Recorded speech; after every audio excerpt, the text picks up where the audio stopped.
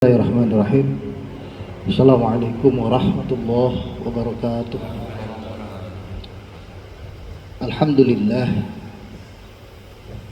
Tsumma alhamdulillahilladzi nazzala al-furqana 'ala 'abdihi liyakuna lil 'alamina nadhira. Wa nusalli wa nusallim 'ala nabiyyina wa habibina wa qudwatina Muhammadin wa 'ala alihi wa sahbihi ajma'in. Wa ba'du. Fasubhanallah la ilma lana illa ma 'allamana Allah innahu huwal alimul hakim. Jemaah subuh yang dirahmati Allah, pagi hari ini sebetulnya saya ingin masuk ke tema baru tentang tafsir surah Asy-Syams.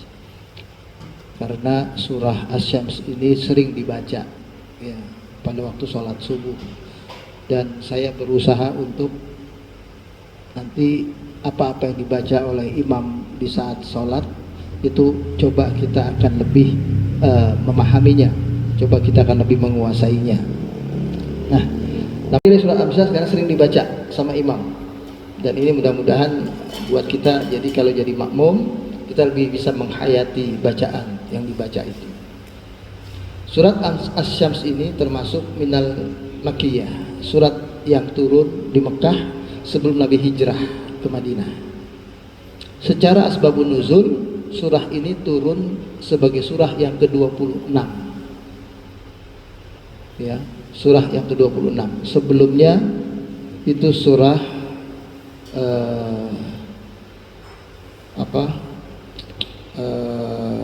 Al-Buruj.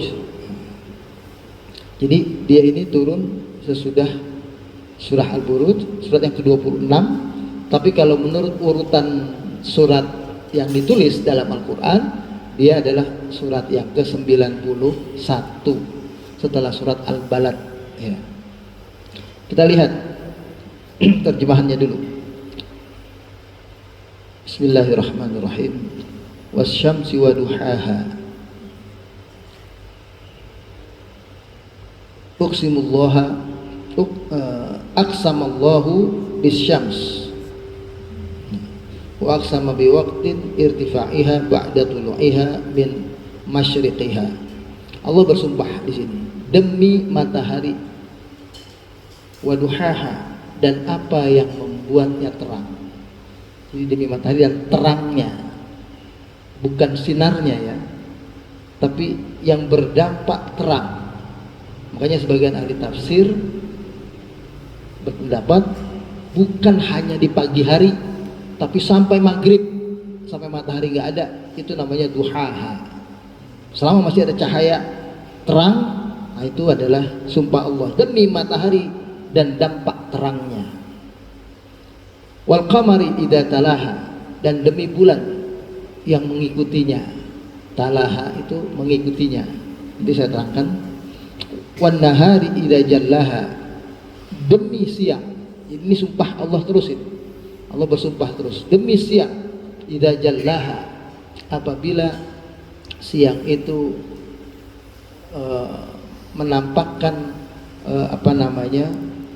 dia ada, dia eksis, dia jalla itu dia nampak ya, dia ada, dan dia menjadi wa ja'ala an-nahara ma'asya. Allah jadikan siang itu sebagai tempat orang mudah untuk mencari mata pencaharian, penghidupan, karena seolah-olah ada energi kita di situ, dan terangnya itu di siang hari membuat kita bisa bekerja lebih semangat. Kalau para jemaah pernah ada yang bekerja di malam hari, siangnya tidur kerja malam, itu berbeda dengan malamnya tidur siangnya kerja. Karena sunnatullah kita secara biologis ini itu lebih bisa diefektifkan bekerja di siang hari. Wa ja'alna nahara ma'asya wa ja'alna laila libasa. Kami jadikan siang itu untuk kalian mencari nafkah, dan kami jadikan malam itu sebagai libasa, pakaian yang menyelimuti buat kita istirahat, buat kita tidur. Jadi kalau ada orang kerja di balik shift itu mestinya nggak boleh sama. Jadi kalau orang kerja siang bisa 8 jam, orang kerja malam paling 5 jam, 6 jam, nggak bisa 8 jam itu. mantuknya luar biasa akan terjadi. Dan kalaupun dilawan, dia nanti siang harinya tidur nggak dapat 8 jam itu tidurnya, karena nggak normal. Dan organ-organ tubuh kita itu sedang detoksasi, membuang kotoran-kotorannya, membersihkan badannya itu di malam hari. Jadi kalau malam hari bangun itu sakit, potensi sakit, makanya nggak boleh begadang, karena begadang itu apa katanya tiada artinya, banyak itu karena banyak penyakitnya. Mestinya lagi malam itu istirahat biar kita pulih kembali besoknya, ini dipakai buat bangun, itu keliru ya. Jadi kalaupun pakai buat bangun, bangunlah untuk tahajud, bangunlah untuk yang kita perlu seperti yang Nabi lakukan, tapi bukan sepanjang malam. Kemudian walaili idza yaghshaha, dan demi malam apabila menutupinya. Nah, yaghsha ini menutupi, menyelimuti. Jadi yang tadi ada siang, malam itu gak ada terangnya sedikit pun. Kita jangan berpikir malam itu kayak di zaman modern sekarang banyak lampu terang di mana-mana. Bayangkan kalau di zaman dulu, atau ibu coba pernah ke desa, pernah ke kampung ya, lihat keadaan di kampung yang belum ada listrik di malam hari, gelap peteng, gelapnya bukan main ya.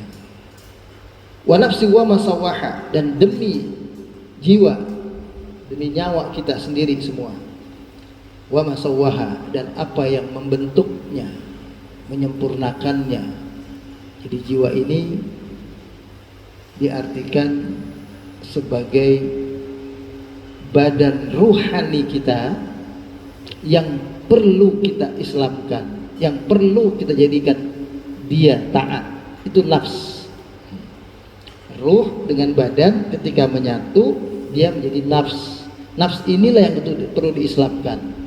Karena zahir kita, badan kita secara zahir itu sudah muslim. Tapi yang akan masuk surga bukan karena badan kita muslim. Badan kita muslim, badannya binatang juga muslim. Badannya hewan, badannya binatang melata, semuanya juga muslim. Artinya muslim di situ tunduk kepada sistem aturan Allah, bagaimana mereka diciptakan. Maka ada yang menjadi tulang, ada yang menjadi daging, lalu ada yang kotor, dia keluar. Itu muslim namanya, badannya muslim. Sehingga ketika ada badan yang tidak taat kepada aturan Allah, badan itu pasti sakit. Matahari, bulan juga taat kepada Allah. Kalau dia tidak taat, berarti kehancuran. Alam semesta ini bisa jadi hancur kalau matahari tidak taat kepada perintah Allah. Terbit di sebelah timur, tiba-tiba dia mau ke barat, hancur sudah, kiamat. Bulan mengitari matahari, berputarnya dari kiri ke kanan. Tiba-tiba buminya pengen dari kanan ke kiri, searah jarum jam, kiamat. Bulan mengitari matahari juga begitu, dari kiri ke kanan, semuanya berputar. Makanya orang yang tawaf seperti itu putarannya, seiring seirama dengan matahari mengitari bumi, bumi mengitari bulan mengitari bumi, bumi mengitari matahari. Itu seirama ya.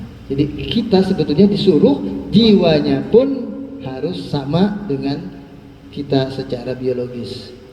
Fa'alhamaha fujuraha wa taqwaha, maka Allah telah mengilhamkan potensi-potensi untuk berbuat jahat dan potensi-potensi untuk berbuat takwa. Nanti kita jelaskan. Qad aflaha man zakkaha, sungguh beruntung orang yang mensucikan jiwanya. Wa qad khaba man dassaha, dan sungguh merugi, sungguh gak dapat apa-apa orang yang mengotorinya, orang yang membenamkan apa yang mestinya tumbuh. Karena sawaha zakkaha, asal kata itu mengembangkan, membersihkan, mensucikan. Akhirnya dasaha dibenamkan, ditutupin. Kadzabat Samudu bitaqwaha, sungguh telah mendustakan kaum Samud dengan mendustakan dalam bentuk perbuatan yang melampaui batas, berlebih-lebihan. Apa perbuatan berlebih-lebihan mereka? Nanti ya kita lihat. Idzin ba'atha ashqaha. Ingatlah ketika muncul ya sosok makhluk yang memberikan mereka minuman sehingga mereka dalam kehausannya di musim yang kering waktu itu mereka dapat air ya.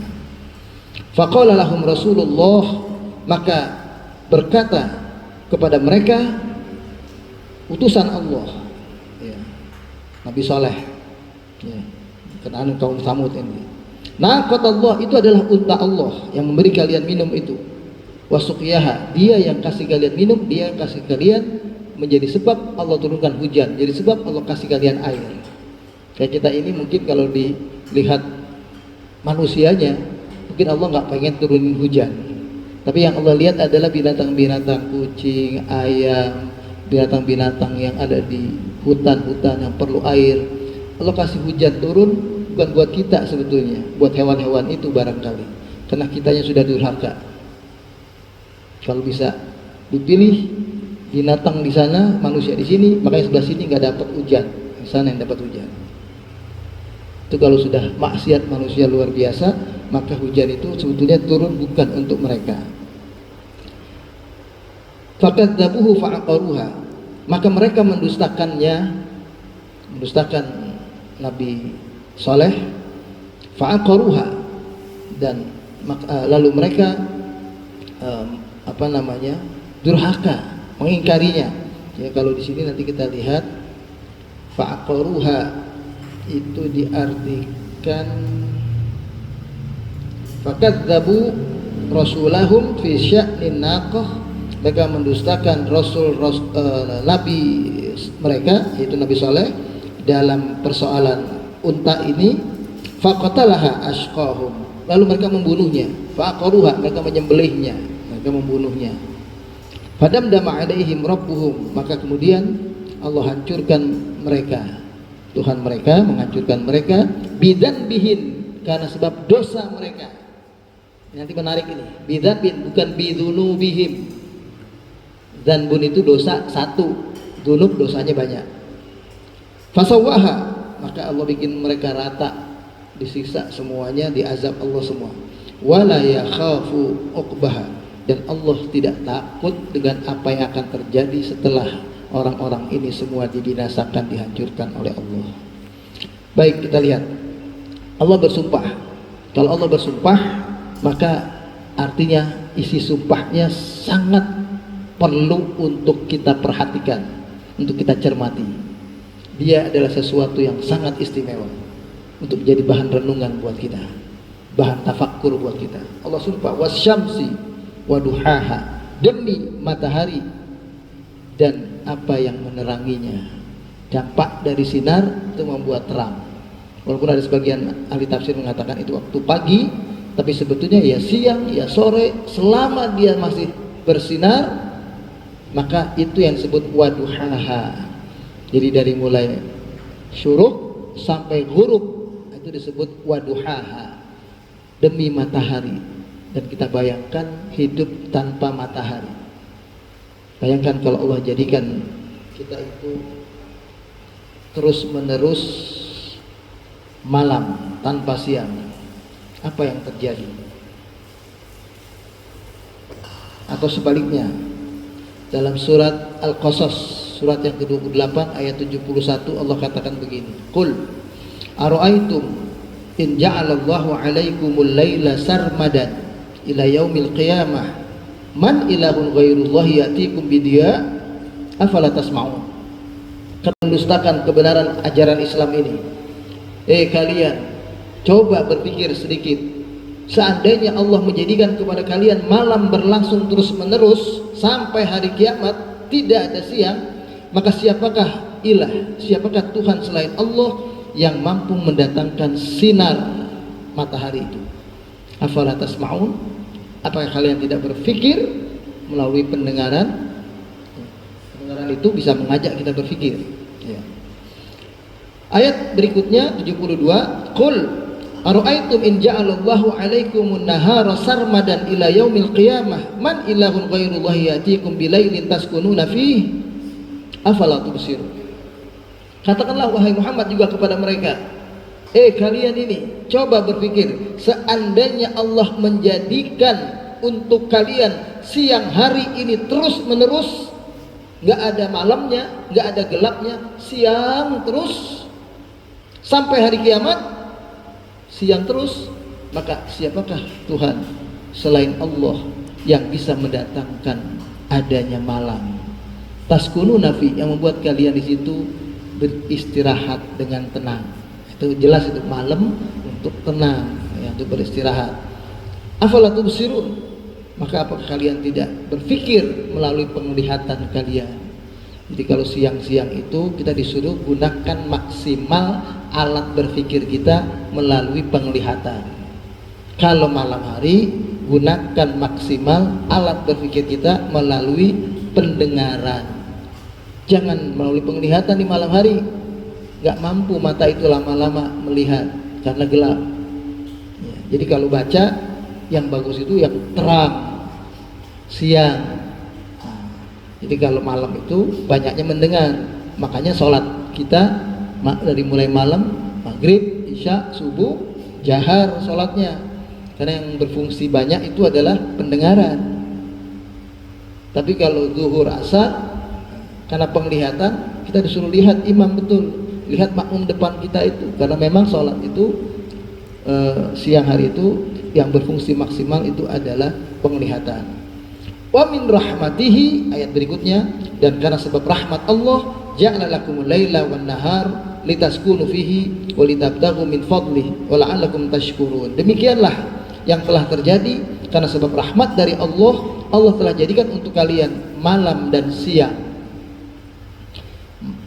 Malam Allah jadikan untuk kalian menenangkan diri, istirahat, mendapatkan sakinah, litaskunu fihi walitabtaghu min fadli, dan siang Allah jadikan kepada kalian untuk kalian mencari karunia Allah, mencari nafkah, kerja keras, ya, wala'alakum tashkurun, itu agar kalian menjadi hamba Allah yang bersyukur.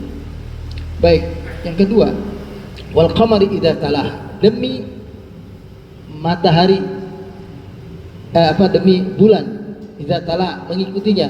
Tala itu dalam bahasa Arab kan tala yatlu artinya membaca, ya, tilawatul Quran itu disebut tilawah, membaca itu karena kita tidak hanya sekedar membaca mestinya, makanya disebut tilawah. Tala yatlu mengikuti, jadi apa yang kita baca mestinya diikuti dengan mengamalkan apa yang kita baca. Makanya wal qamari idza talaha, demi bulan yang mengikuti matahari. Jadi demi bulan idza talaha, idza talas syams, nah, maksudnya. Jadi begitu matahari tenggelam diikuti oleh munculnya bulan. Bulan itu kemudian bercahaya. Cahaya bulan itu juga sebetulnya dari sinar matahari karena dia adalah pantulannya. Ya. Kenapa disebut talaha buat qamar, dia adalah cahaya atau pantulan? Karena memang kadang-kadang yang kita tahu petunjuk Allah itu disebut juga nur. Nur itu yang dimunculkan oleh bulan. Bulan itu disebutnya mengeluarkan nur, cahaya. Kalau matahari mengeluarkan daw, sinar. Beda ya. Daw itu sinar terjemahannya. Kalau nur terjemahannya cahaya karena sifatnya dia pantulan. Wan nahari idza jalaha, demi siang apabila siang itu menghamparkan terangnya. Jadi terang itu dari ujung ke ujung itu disebut siang. Nah, itu siang menyampaikan terangnya. Ini juga Allah bersumpah, ya. Nah, itu yang tadi saya sudah singgung, siang itu Allah sumpah karena di situ adalah tempat kita mencari nafkah, tempat kita bekerja, dan itu lebih efektif, dan secara ilmu kesehatan pun yang diambil sesungguhnya itu juga adalah menunjukkan kerja itu di waktu siang itu yang lebih baik. Wal laili idza yaghshaha, dan demi malam apabila malam menyelimutinya. Yaghsha itu dalam bahasa Arab menutupi. Al-ghasyiyah kan yang menutupi. Jadi ketika malam muncul, siang itu habis, nggak ada lagi sama sekali. Maghrib itu awalnya malam, tapi dia belum menutupi semua. Menutupi semua itu kalau sudah Isya baru ketutup semua, nggak ada merahnya, nggak ada kuningnya. Kalau maghrib di bagian-bagian tertentu masih ada merah, masih ada kuning gitu. Tapi kalau sudah Isya, gelap semua. Makin kesini terus makin gelap, makin gelap. Nah itu sunatullah itu begitu, berputar. Hidup pun juga begitu berputar. Ada siang, ada malam, ada matahari, ada bulan. Dan yang diterangkan dalam surat Asy-Syams ini pasangan-pasangan. Makanya nggak laki dengan laki, tapi laki dengan perempuan. Matahari semua. Bayangkan kalau bulan semua. Bayangkan kalau laki dengan laki semua. Nggak ada kita ini. Ya kan gitu.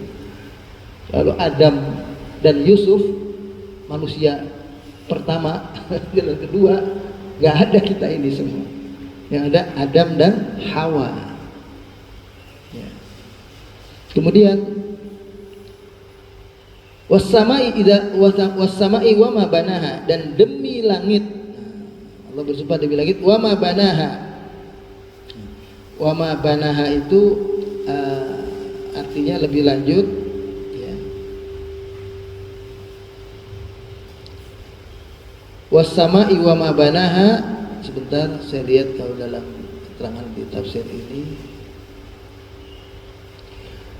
Wa aqsama Allahu bis-sama' wa aqsama bi bina'iha al-mutqin.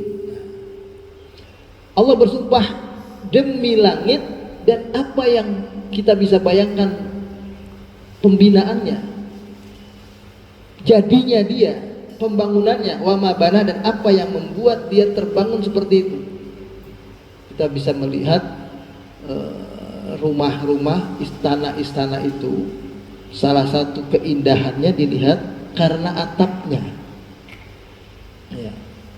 Ini atap langit ini yang Allah ciptakan sungguh luar biasa. Itu sebetulnya cuma di atas kita, tapi disebut wa ma banaha supaya memang kita terbiasa langit itu di atas. Ya. Meskipun kalau kita melihat di lautan, langit itu bisa di bawah. Ya. Pak Tamrin itu tahu. Kalau lagi di tengah laut, langit itu bukan di atas, tapi di bawah. Ya, percaya nggak Pak? Coba dilihat dari kejauhan, langit dengan laut menyatu, ada di bawah itu langit. Bintang pun yang sinarnya terang itu, kalau kita lihat dari kejauhan di tengah laut, kelihatan bintang itu di bawah jadinya. Bulan itu juga di bawah. Ya. Bayangkan luar biasa indahnya ciptaan Allah ini tentang langit yang sedemikian rupa. Di situ ada bintang, di situ ada bulan. Yang kalau ilmu kita tahunya bintang lebih kecil dari bulan, dari matahari. Makanya dibahasakan dalam Al-Quran juga begitulah. Ya, Nabi Ibrahim melihatnya bintang dulu sebagai Tuhan. Oh bisa hilang, lalu bulan. Oh bisa terbenam juga, lalu matahari. Oh terbenam juga, maka bukan Tuhan. Kan begitu. Padahal matahari dan bulan dibandingkan bintang dalam arti yang sebenarnya, bintang itu banyak yang lebih besar dari matahari dan bulan. Itu begitu. Tapi persoalannya Allah memandang keumuman pandangan kita tentang apa yang ada di atas. Kemudian Allah bersumpah wal ardi wa ma tuhaha, demi bumi, wa ma tuhaha, dan apa yang menghamparkannya. Jadi yang membuat bumi itu menjadi datar tempat kita berpijak, itu wa ma tuhaha. Ya. Wa aqsama bil ard wa aqsama bi basatiha liyaskunan nasu 'alaiha, supaya kita bisa nyaman, tenang tinggal di dunia ini, di bumi. Bumi Allah jadikan itu nampak oleh kita datar gitu. Di mana-mana walaupun dia bulat, di mana kita berpijak bumi itu datar. Jadi jangan pernah berpikir bumi itu bulat, cari ujungnya mana ya. Yang ujungnya kayak dianggap kayak jurang gitu, itu nggak bakal ada. Karena wal ardi wa ma tuhaha, Allah jadikan bumi itu ya, dengan sumpahnya demi bumi dan apa yang membuat dia datar untuk menjadi tempat kita berpijak. Jadi semua bumi itu datar. Makanya sampai hari ini kalau ada ilmuwan yang berbeda pendapat bumi itu datar atau bulat, kalau dalam pandangan Al-Quran dia bulat secara keseluruhan. Seperti bagaimana bintang-bintang yang lain, semua planet-planet, tetapi dia didatarkan oleh Allah untuk kita berpijak. Ini wa matuhaha, atau dalam ayat lain wal arda firasya wa ja'alnal arda firasya. Kami jadikan bumi itu kayak karpet. Firasya itu karpet ya. Jadi kita bisa duduk, bisa berpijak. Kemudian menarik, Allah berkatakan wa nafsi wa masawaha, demi jiwa, yaitu diri kita manusia dan apa yang Allah ciptakan jiwa ini dengan sempurna. Jadi wa aqsama bi kulli nafsin wa aqsama bi khalqillahi laha sawiyah. Allah bersumpah dengan semua jiwa, Allah bersumpah dengan semua ciptaannya yang bernyawa itu Allah ciptakan sempurna. Setelah Allah ciptakan sempurna, nah ini baru jawabul qasam. Ayat 1 sampai ayat 7 ini sumpah. Sumpah Allah, wasyamsi wa duhaha, al-qamari idza talaha, sampai wa nafsi wa masawwaha, itu sumpah Allah. Tapi begitu fa'alhamaha fujuraha wa taqwaha, Allah ilhamkan kepada manusia fujuraha, ya, kecenderungannya untuk berbuat buruk, dan Allah ilhamkan kepada manusia kecenderungannya untuk berbuat baik, berbuat takwa. Maksudnya begini, setiap kita manusia sudah, dan ini adalah jawabul jawabul qasamnya dari sumpah Allah itu semua. Allah ingin terangkan ini. Allah ingin terangkan fa'alhama fujuraha taqwaha. Kita manusia ini punya ukuran sendiri. Semua kita ini pada dasarnya tahu perbuatan buruk itu. Semua penjahat pun, garong, tahu perbuatan itu buruk, tahu dia. Makanya dia merampok garong di malam hari supaya nggak kelihatan. Kalau dia tahu itu tidak buruk, terang-terangan dia merampok, sudah. Itu makanya yang sudah terbiasa akan berani begitu. Tapi kalau pemula-pemula, ngambilnya nggak kelihatan, ngambilnya ngumpet-ngumpet. Ya. Orang yang berbuat zina misalnya, tahu itu zina itu jelek, dia tahu nikah itu yang betul. Bagaimana taunya? Kayak di zaman Nabi dulu, ada orang berzina, ngadu kepada Nabi. Nabi bilang, kira-kira kamu berzina, kalau seandainya yang berzina itu juga, atau kamu ada orang lain berzina sama ibumu, berzina sama saudara, anak saudara perempuan, berzina sama anakmu yang perempuan, kamu mau nggak? Tanya sama Nabi. Pezina sehebat apa, sejelek apapun, nggak akan mau menjawab. Udah biarin. Itu hanya Arab kecuali ya, kalau ada istrinya malah disuruh berzina, disuruh melacur, tuh orang yang luar biasa.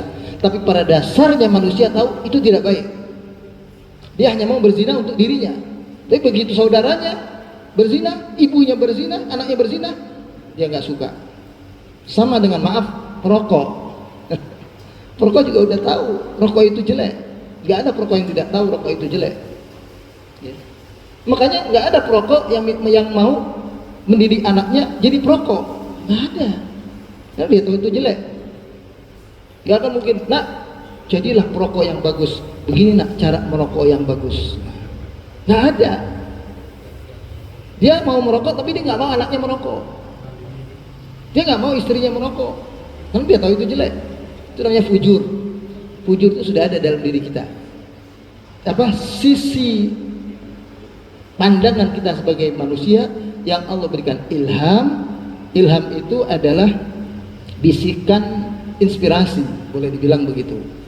Beda dengan wahyu. Kalau wahyu bisikan inspirasi tapi langsung kita kenal itu dari Allah untuk kebenaran. Tapi kalau ilham, kita nggak tahu siapa yang menyampaikan. Tiba-tiba terbisik aja, terbayang aja, terbetik aja di hati. Itu namanya fujuraha.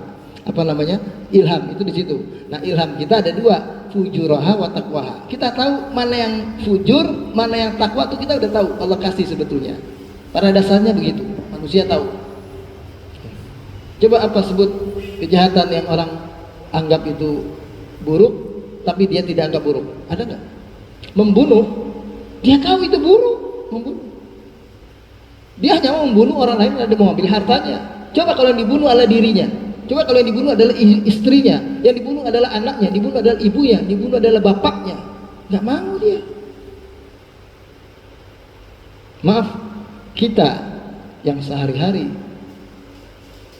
sholat ke masjid, kita lihat ada orang azan dikumandangkan, masih ngobrol, masih main ceki, masih berjudi, masih dengan urusan pekerjaannya, disibukkan dengan dunianya. Kita lihat, kita nih yang lihat, itu jelek apa buruk? Kita tahu itu jelek, tapi kita mampu menghindarinya. Tapi yang mereka itu tahu itu jelek sebetulnya, tapi mereka udah dianggap biasa. Si pembunuh tadi, si pezina tadi, si penjudi tadi, pada waktu dia melakukan perbuatan itu, awal-awal mulanya tahu itu jelek. Jadi jangan dikira Fir'aun tidak tahu kezalimannya itu jelek. Dia tahu itu jelek, tapi karena hasilnya baik, hasilnya bagus, bikin dia kuasa, bikin dia besar, bikin dia dihormati, disegani, dia kerjain itu. Tapi dia tahu itu jelek. Coba kalau ada Fir'aun di atas Fir'aun, nggak mau dia. Begitu. Faham maksudnya ya? Jadi fujurah itu adalah Allah ilhamkan pada setiap diri kita kecenderungan untuk memahami perbuatan jelek itu adalah jelek. Sementara watakwaha juga itu Allah ilhami. Kita tahu kalau hidup sehat itu baik, kalau menolong orang itu baik, kalau bersedekah itu baik, kalau senyum itu baik, kita beramah tamah dengan orang itu baik. Kita tahu itu. Tapi ada yang mengerjakannya, ada yang tidak. Tapi tahu itu baik. Penjahat pun tahu hati kejujuran. Kalau penjahat nggak jujur, berkelahi dia sebelum selesai rencana mereka. Sesama penjahat, ini kalau mau merampok, itu punya kepercayaan satu sama lain. Jangan dikira tidak. Si fulan percaya dia mampu menjaga di depan untuk melihat sekitar keliling daerah itu. Penjahat yang satu dia tahu dia ahli apa namanya, gituin motor cepet, nggak sampai semenit bisa kebongkar. Yang satu tahu setelah itu larinya kemana, jalannya yang mana. Masing-masing punya kepercayaan, makanya dibagi-bagi tugas. Ada manajemennya juga, kan gitu. Kenapa? Karena dia tahu dirinya itu mesti saling ada kepercayaan dan jujur. Makanya polisi sering membuat informasi kalau ada perampokan, misalnya bank dirampok 100 juta, itu laporannya dibikin 150 juta. Supaya apa? Supaya sama perampok bisa coba berantem. Karena wah, kamu peran 150 juta, enggak 100 juta saya dapatnya.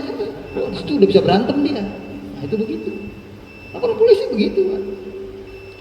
Itu ada taktiknya itu. Nggak dibilang dirampok 100 juta, laporannya 100 juta, enggak. Biar dia berantem dulu coba. Tapi kalau udah saling percaya, nggak mungkin dia bilang segitu. Udah percaya dia berarti. Jadi sesama perampok itu harus saling percaya dan bersikap jujur. Apa itu? Takwa itu. Itu ada pada manusia ketakwaan itu. Nggak ada manusia yang membenarkan ketidakjujuran, membenarkan ketidakadilan. Setelah itu Allah katakan qad aflaha man zakkaha wa qad khaba man dassaha. Sungguh beruntung orang yang mensucikan jiwa itu. Maksudnya yang membina, yang membangun jiwanya, dia memilihnya yang baik, dia menghindari yang buruk. Dia tahu itu Allah ilhamkan, atau mungkin bukan Allah yang kasih ilham itu buat dia. Mungkin begitu jalan-jalan lihat fenomena, baca berita ada orang terzalimi, ya seorang anak dizinai sama diperkosa sekian orang banyak, dia bayangkan kalau dirinya yang melakukan perbuatan itu, tapi keluarga orang yang dizinainya marah kepada dia misalnya. Itu membuat dia terilhami, oh kalau gitu perbuatan ini jelek betul, saya akan malu kalau seandainya banyak orang tahu perbuatan ini, maka dia akan menghindarinya. Nah, orang yang kalau ada bisikan hatinya yang baik itu, dia pelihara, dia bangun, dia coba lagi. Memang awalnya perbuatan baik itu agak sedikit berat, sedikit mungkin bagi orang tertentu menganggapnya adalah bukan hal yang mudah gitu. Bangun pagi, subuh ke masjid itu bukan hal yang mudah. Tapi kita coba. Nah, itu namanya qad aflaha man zakkaha. Dia coba membangun jiwanya. Coba dia bangun hatinya untuk memilih yang ilham takwa ini. Sebaliknya wa qad khaba man dassaha. Sungguh merugi orang yang mengotori hatinya. Menganggap itu sepele, menganggap itu udah enggak apa-apa.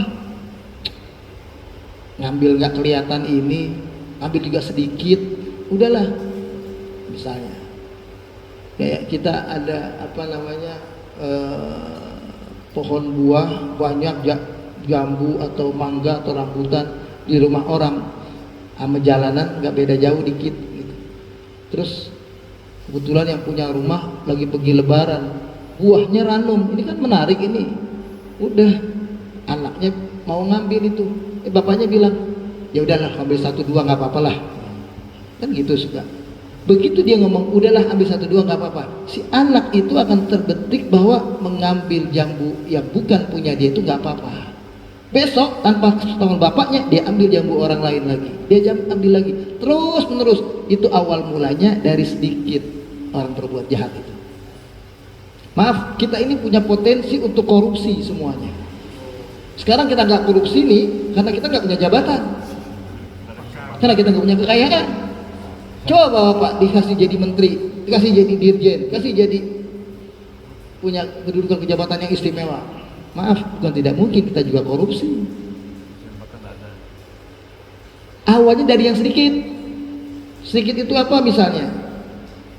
Orang di pom bensin sudah isinya 1 liter dibikin jadi 0,9992 misalnya. Ada yang dipotong dikit. Kita waktu dagang mestinya dikasih susu itu semuanya, dapatnya cuma 50 liter, tambahin air sedikit 5 liter aja, gak ada pengaruhnya. 5 liter dikit jadi 55 liter susu, sudah tambah air tapi dia jual misalnya. Dikit ini kecuali 50 liter susu tambah 20 liter air bisa ketahuan. Nah, itu boleh dikit. Kita sudah bilang dikit aja nggak apa-apa. Kita juga gitu suka maaf di rumah. Perbuatan kesalahan anak kita misalnya, dengar laporan, Pak tadi ini di sekolah ada guru bilang supaya kita ngumpulin PR ini besok segera buat ini buat itu. Terus orang tuanya ada yang bilang begini, katakanlah PR-nya dalam bentuk tugas lah, suruh cari apa gitu, tapi kerjaan harus besok. Mestinya kan orang tua mendukung anak itu, ayo kita cari, kita ke toko apa biar punya barang itu besok selesai PR kamu. Tapi orang tua bilang, di mana ini nyarinya, sudah susah. Alah udahlah, sekali-kali guru bilang gitu kamu nggak patuh juga nggak apa-apa, sekali-sekali udahlah. Hati-hati, itu yang namanya dasar.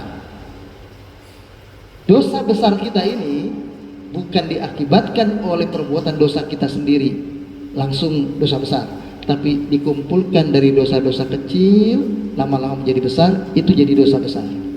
Dosa kecil kalau terus-menerus bisa menjadi dosa besar. Dosa besar walaupun dia besar tapi dia bertaubat, itu bisa hapus sama sekali. Inilah barangkali buat jemaah sekalian ya, sampai ayat 10 dulu.